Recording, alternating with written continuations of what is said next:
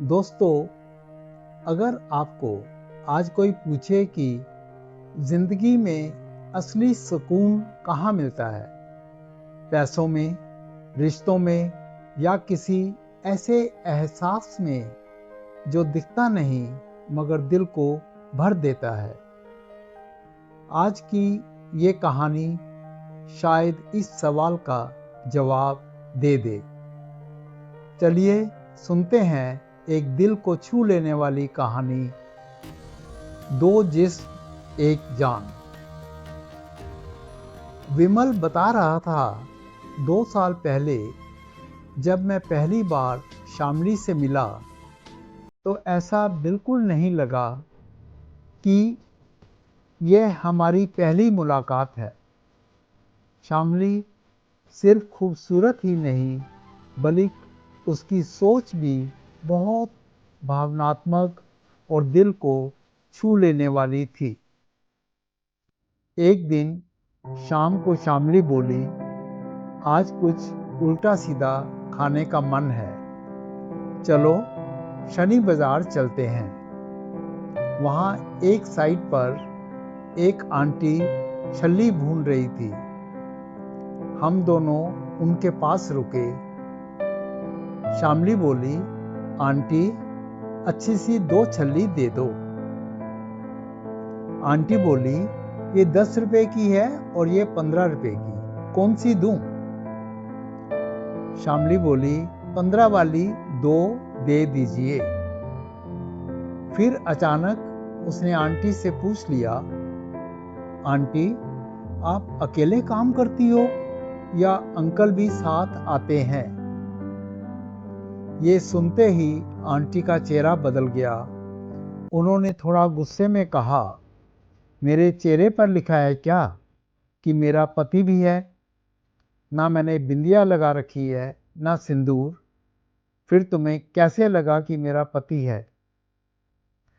शामली तुरंत बोली, आंटी माफ कर दो, गलती हो गई।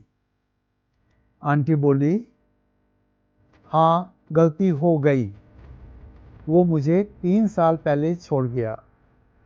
दारू पीकर मारता था मुझे। एक दिन मैंने कह दिया, निकल जा यहाँ से, नहीं तो पुलिस में रिपोर्ट कर दूंगी। डर के मारे भाग गया। फिर आंटी ने पूछा, तुम अपनी बताओ, तुम्हारी शादी को कितने साल हो गए? कितने बच्चे हैं? मैंने देखा शामली मेरी तरफ देखकर थोड़ी मुस्कुराकर शर्मा गई। वह बोली, आंटी अभी हमारी शादी नहीं हुई।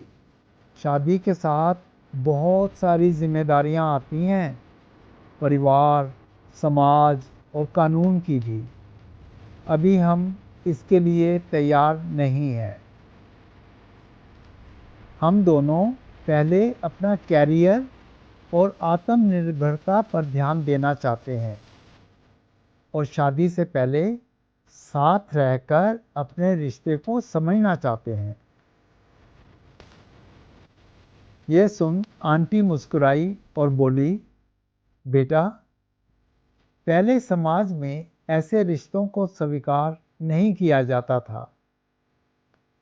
शादी एक बड़ा फैसला होता है, उससे एक नई पहचान बनती है, एक घर बनता है। फिर उन्होंने छल्ली पलटते हुए कहा, बेटा पति पत्नी की जिंदगी एक साझा लिफाफे की तरह होती है। अगर एक साइड ज्यादा खींची तो लिफाफा फट जाता है और जिंदगी भी बिखर जाती है। फिर बोली, जैसे मीठी और हल्की आंच पर ही भुट्टा अच्छा भुनता है, वैसे ही खुशहाल जिंदगी में प्यार, विश्वास और समझ बहुत ज़रूरी होते हैं। और आखिर में उन्होंने कहा, मुझे तो लगता है जिंदगी की मंजिल सुकून होती है और सुकून ही होनी चाहिए, और सुकून सिर्फ अपने अंदर ही मिलता है। आंटी की बात सुनकर हम दोनों का रोम रोम कांप रहा था। मुझे लगा जिंदगी की पढ़ाई किताबों की पढ़ाई से कहीं ज्यादा गहरी होती है। अगले दिन सुबह हम दोनों ने एक फैसला किया। हम अपने परिवारों को मिलाकर शादी करेंगे और दोस्तों व रिश्तेदारों के साथ एक खूबसूरत रिसेप्शन भी करेंगे। ये फैसला करते ही हमने एक कसम ली, हम दो जिस्म मगर एक जान बनकर रहेंगे। उस दिन हमें समझ आया, सुकून कहीं बाहर नहीं मिलता, वह तब मिलता है जब प्यार, विश्वास और जिम्मेदारी तीनों एक साथ चलने लगते हैं।